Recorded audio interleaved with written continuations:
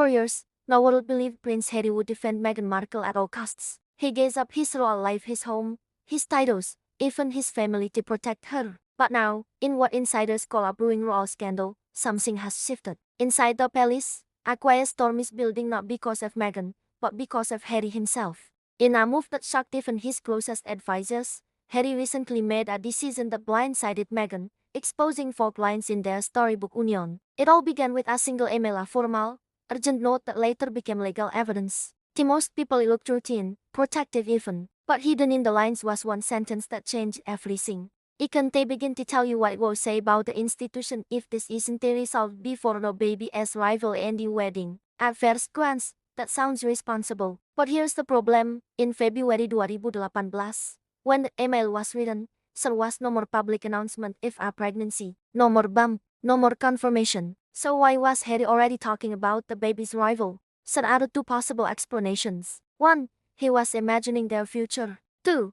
He believed Meghan was already pregnant. And from the urgency and the tone of his message, the panic, the pressure, it didn't come across like hopeful daydreaming. It felt like damage control. If Meghan had told him she was expecting, it would explain everything. The frantic tone, the race to resolve the issue, the insistence on secrecy. And the insiders say, once the email landed in palace inboxes, confusion spread through the corridors. Some whispered that Meghan told Harry she was pregnant, but no one else had medical reports. No more public acknowledgement. Just Harry's urgent, emotional voice insisting, it needs to be settled before no baby arrives. That phrase became the engine driving every major decision, the engagement, the wedding, the breakneck planning. Instead of the usual slow rhythm of royal tradition, everything moved at lightning speed, all justified by the pressure of a baby that, publicly, didn't yet exist.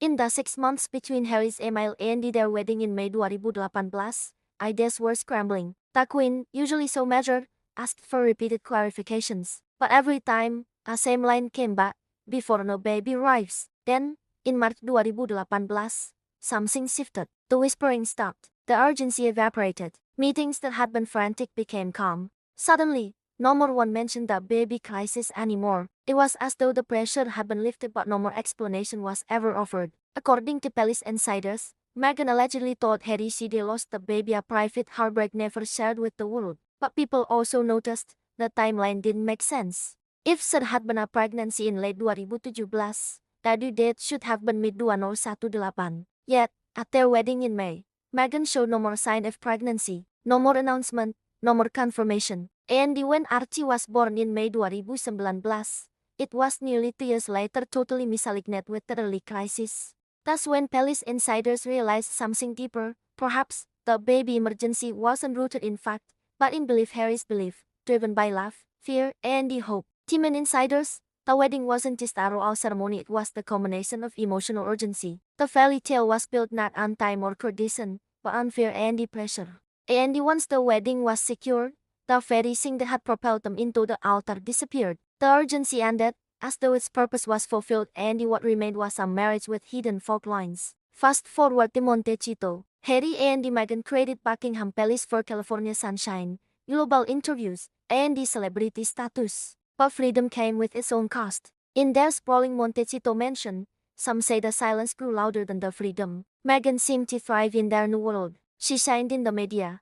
The cameras followed her, and her brand grew stronger than ever. Harry, by contrast, reportedly felt adrift, no more longer a prince, not fully in control, no more longer the hero of his own story. People close to the Sussex circle describe him now as withdrawn, restless, almost like a man buried under the weight of what he once believed. And the belief sparked by one email continues to echo through every interview, every public appearance. Because that sentence wasn't just a line in a message, it was a prophecy. A moment of honest panic that revealed a truth Harry may not have understood at the time, that his love story was less built on reality, and more on hope. And now, as speculation around divorce, royal separation, and the marital strain intensifies, questions are growing louder. Was the fairy tale ever real? Was Harry protecting a secret, or was he protecting himself from a future he feared?